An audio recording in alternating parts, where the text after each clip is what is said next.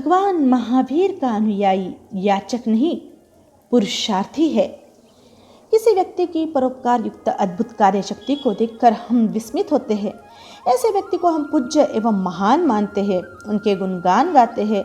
प्रश्न होता है कि उनमें इस प्रकार की विस्मयकारी अद्भुत शक्ति कैसे पैदा हुई। इस शक्ति का आधार क्या है? इसका एकमात्र आधार स्वशक्ति पर यानी आत्मशक्ति पर अटूट विश्वास।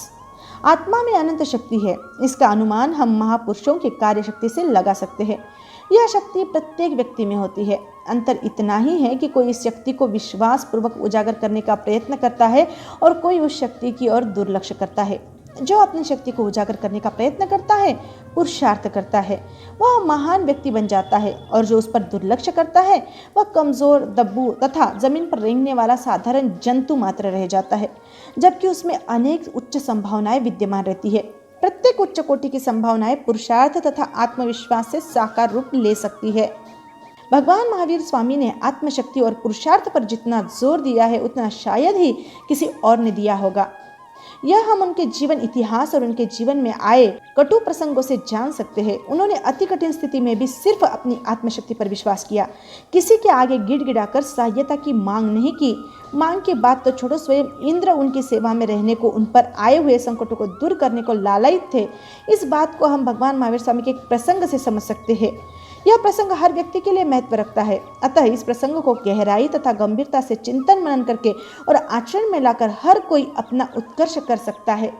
भगवान महावीर के साधना काल का प्रसंग है। भगवान महावीर स्वामी एक गांव के बाहर एक छावदार पेड़ के नीचे ध्यानस्थ खड़े थे। एक युवक ग्वाले ने गलती से भगवान महावीर स्वामी को अपने बैलों को चुराने वाला समझ लिया और बेभान होकर मारने लगा।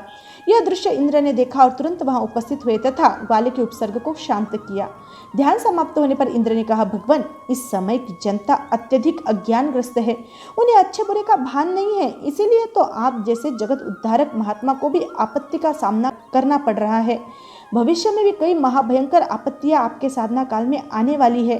अतः मेरी नम्र विनंती है कि मुझे आपकी सेवा में रहने का तथा आई हुई आपत्ति को दूर करने का मौका दे, तो मैं अपने आप को धन्य मानूं।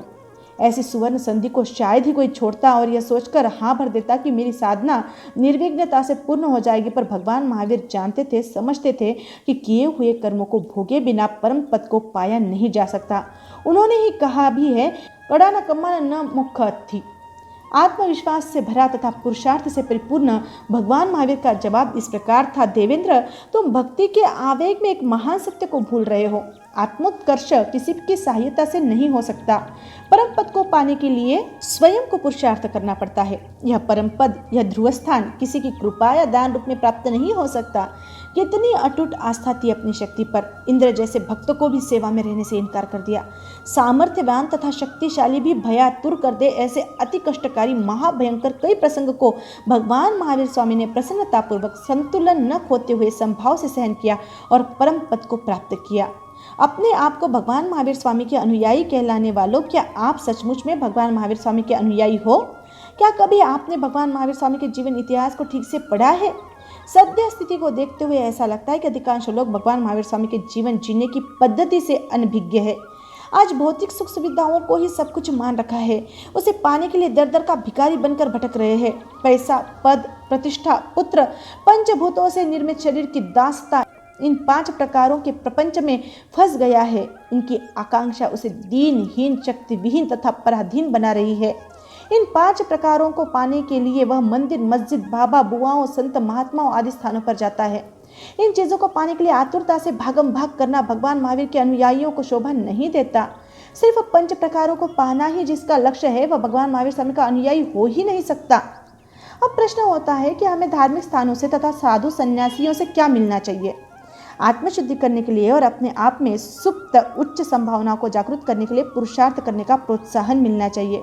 हमें उस और 5 प्रकारों का गुलाम या भिखारी बनकर नहीं जाना है। हमें उस और इसलिए जाना है कि हमें वहां निर्मल शांति का अनुभव हो तथा आत्मशक्ति पर दृढ़ विश्वास हो। यही एकमात्र हमारा उद्देश्य हो। भगवान महावीर स्वामी का अनुयायी याचक नहीं पर पुरुषार्थी है। पराधीन नहीं लेकिन स्वाधीन है। परावलंबी नहीं किंतु स्वावलंबी है। वह लकीर का फकीर नहीं पर औचित्य का दावेदार है। वह सदा अपनी विवेक बुद्धि को जागृत रखकर आगे बढ़ता है। हे प्रभु, अत्यंत महिमा वाली आपकी स्तुति तो दूर रहे, केवल आपका नाम ही संसार से रक्षा करने में समर्थ है। हे प्रभु, आपके नाम मात्र का निरंतर स्मरण करने वाले मनुष्य शीघ्र ही अपने आप समस्त कर्म बंधनों से छुटकारा प्राप्त कर लेते हैं। स्मरण की सच्ची कला ध्यान की कला है। सच्चे भक्त अपना समग्र अस्तित्व ही अपने इष्ट को समर्पित कर देते हैं। हे प्रभु, मेरी यही प्रार्थना है कि मैं अंदर से सुंदर बनूं। हे परमात्मा, असत्य से मुझे सत्य की ओर ले चलो, अंधकार से प्रकाश की ओर ले चलो, मृत्यु से मुझे अमरता की ओर ले चलो। श्रमण भगवान महावीर स्वामी के जीवन दर्शन को समझने के लिए हमें 3 स्तर मिलते हैं। सर्वप्रथम आचारांग, जो जैन आगम है, जिसे डॉक्टर हरमन जैकोबी ने साक्षात भगवान महावीर स्वामी की वाणी माना है। उसके प्रथम स्कंद में भगवान के तपपूज जीवन का उल्लेख है। उनकी तप साधना कितनी महान थी, उसे पढ़ते समय सहज रोमांच हो जाता है। किंतु प्रथम स्कंद में केवल भगवान महावीर स्वामी के तपोमय जीवन का ही वर्णन है, पर उनके माता पिता आदि परिजनों का किंचित मात्र भी परिचय नहीं है। द्वितीय श्रुत स्कंद में आचारांग के, जो भाषा की दृष्टि से प्रथम श्रुत स्कंद की अपेक्षा बहुत ही सरल है, उसमें भगवान महावीर स्वामी के माता पिता आदि पारिवारिक जनों के नामों का उल्लेख हुआ है और उससे कुछ विस्तार हमें दशाश्रुत स्कंद के 8वें अध्याय कल्पसूत्र में मिलता है। वहां पर अन्य 23 तीर्थंकरों के साथ भगवान महावीर स्वामी के जीवन की गाथा उट्टंकित हुई है, पर वहां भगवान महावीर स्वामी के पूर्व भावों का और उनके जीवन की उपसर्ग संबंधी घटनाओं का उल्लेख नहीं है। भगवान महावीर के जीवन को सबसे पहले व्यवस्थित रूप देने वाले निरुक्तिकार भद्रबाहु स्वामी रहे हैं, जिन्होंने आवश्यक नियुक्ति में भगवान महावीर स्वामी के पूर्व भावों का और उनके जीवन संबंधी अन्य घटनाओं का निरूपण किया और उन्हीं घटनाओं में रंग भरने का कार्य आवश्यक चूर्णी में हुआ है। आवश्यक चूर्णी में जो भगवान महावीर स्वामी का जीवन है, उसी को आचार्य हेमचंद्र ने त्रिसृष्टि श्लाघा पुरुष चरित्र में, आचार्य शिलांक ने 54 महापुरुष चर्यम में तथा नेमीचंद ने महावीर चर्यम में भगवान महावीर के जीवन की गाथाएं अंकित की है, पर सभी ने आवश्यक नियुक्ति और आवश्यक चूर्णी का ही अनुसरण किया है। भगवान महावीर स्वामी का जीवन तप का साक्षात रूप रहा है। भगवान महावीर स्वामी का जन्म उस स्थान पर हुआ जिस स्थान के संबंध में तथागत बुद्ध ने कहा था कि यदि धरती पर किसी को स्वर्ग देखना है तो वह वैशाली को देखे, धरती के देव और देवियों को देखना है तो वैशाली के नर नारियों को देखे। वहाँ के लोग अत्यंत सरल, सहज, नम्र और मधुर प्रकृति के धनी हैं। उस वैशाली में भगवान महावीर स्वामी का जन्म हुआ। भगवान महावीर स्वामी की माता का नाम त्रिशला और पिता का नाम सिद्धार्थ, उनके ज्येष्ठ बंधु का नाम नंदीवर्धन। माता पिता के स्वर्गस्थ होने पर 30 वर्ष की भरी जवानी में आरती दीक्षा ग्रहण की। जिस समय उन्होंने दीक्षा ग्रहण की, तब से जब तक केवल ज्ञान और केवल दर्शन प्राप्त नहीं हुआ, तब तक वे जमीन पर नहीं बैठे। वैदिक परंपरा के सन्यासीगण पद्मासन या सिद्धासन से बैठकर साधना करने के पक्षधर रहे, पर भगवान महावीर स्वामी की साधना बैठकर नहीं, खड़े खड़े हुई। उन्होंने 12.5 वर्ष में जो तप साधना की, वह बहुत ही रोमांचकारी है। 12.5 वर्ष में केवल 349 दिन ही उन्होंने आहार ग्रहण किया, शेष दिन अनाहारक रहे। तीर्थंकर की जो तप साधना होती है पूर्ण निर्जर होती है, पानी का भी उपयोग नहीं होता।